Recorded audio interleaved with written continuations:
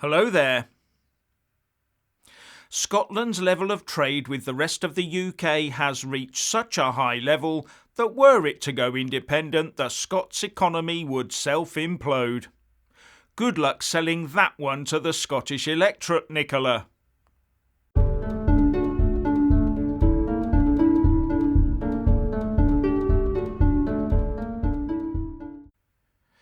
As per usual, please like, subscribe and comment below. And when subscribing, please do press that little bell, but also select the all option, or you won't get any notifications when I publish a new video.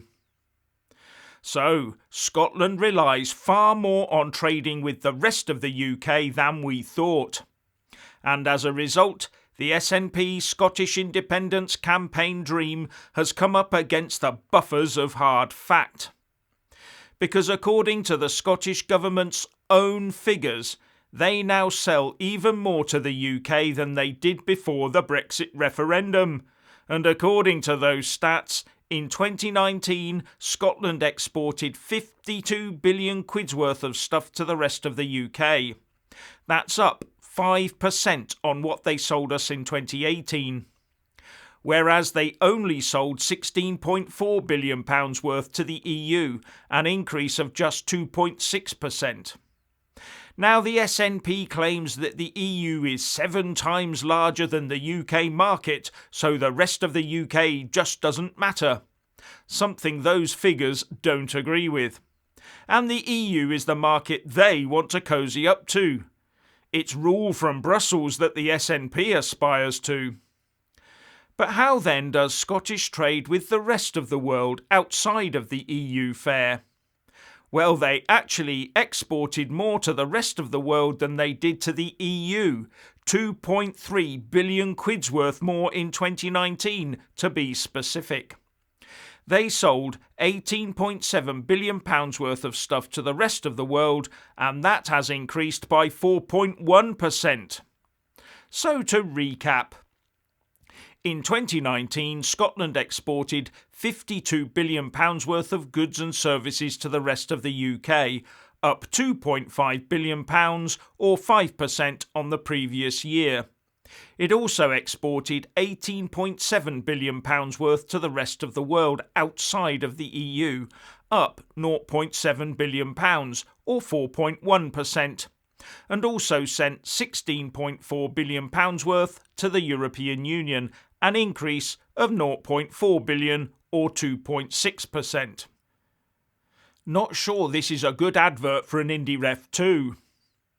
And remember, this was pre-pandemic, so the figures are not skewed by travel restrictions and the like.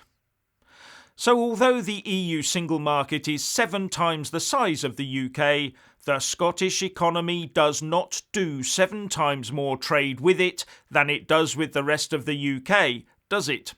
And it never has done, and is never likely to. In fact, they do 3 times as much trade with the rest of the UK than they do with the entire European Union. Now, of that extra 2.5 billion quid's worth in extra trade they sold us in 2019, the SNP are crowing that £1.85 billion worth of it, about 3/4, is down to them selling us more electricity to keep the lights on in England and Wales. I would just reply that an export is an export, whether it be salmon, whisky or electricity. And if this electricity is derived from their green energy infrastructure, my question would be, does this come from those that are linked to tax havens? If so, where is that money going?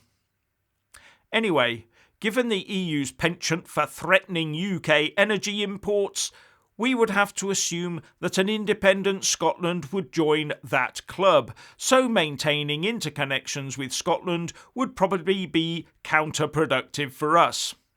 I can just imagine Sturgeon and Macron clubbing together to shut our electricity off at the very first opportunity, while Macron gleefully strips Scottish waters of their fish, no doubt.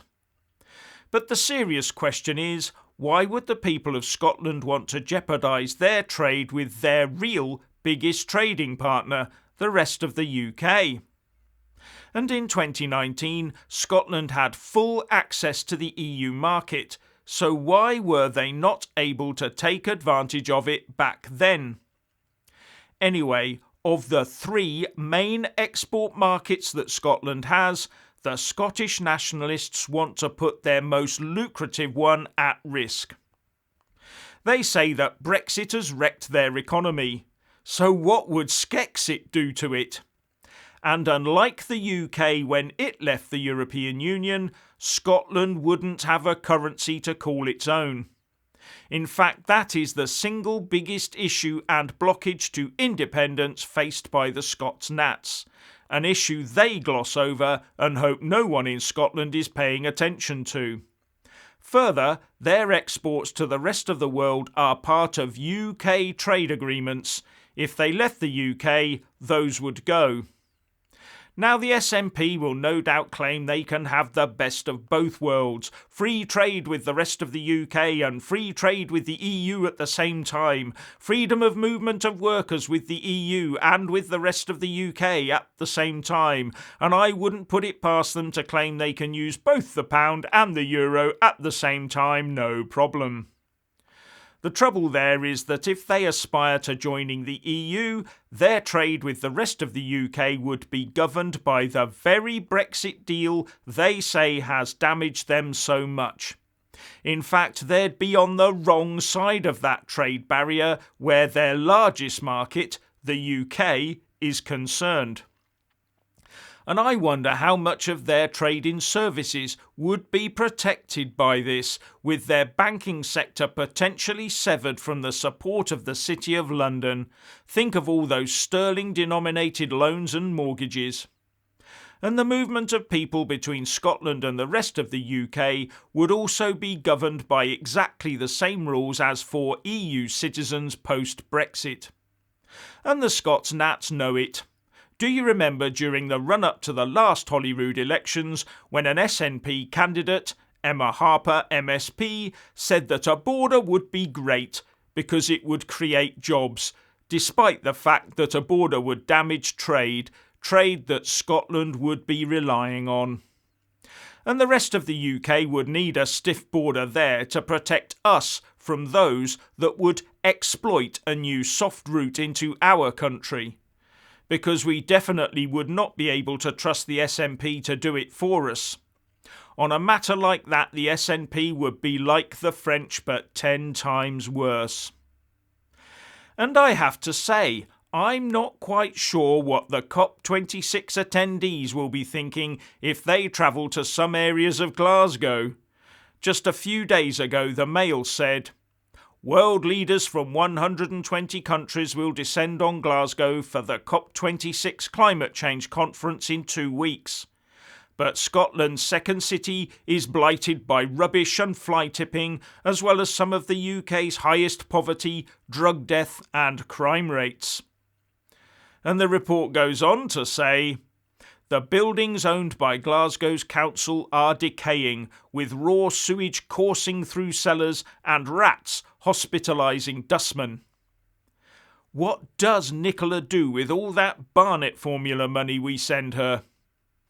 Anyway, commenting on the new trade figures, the Scottish Conservative spokeswoman Liz Smith said, these figures are further proof of the enormous benefit Scotland derives from being part of the UK. Hundreds of thousands of Scottish jobs are reliant on us being part of the Union. It goes without saying that Scotland separating from its most important trading bloc would wreak huge economic damage. And yet that's exactly the nightmare scenario the SNP, with their independence obsession, are hell-bent on creating. And Pamela Nash, former MP and now the chief exec of the Scotland in Union campaign group, said, whatever you think of Brexit, it's clear that leaving the UK and seeking to rejoin the EU, which is far from guaranteed, would be catastrophic for jobs and livelihoods.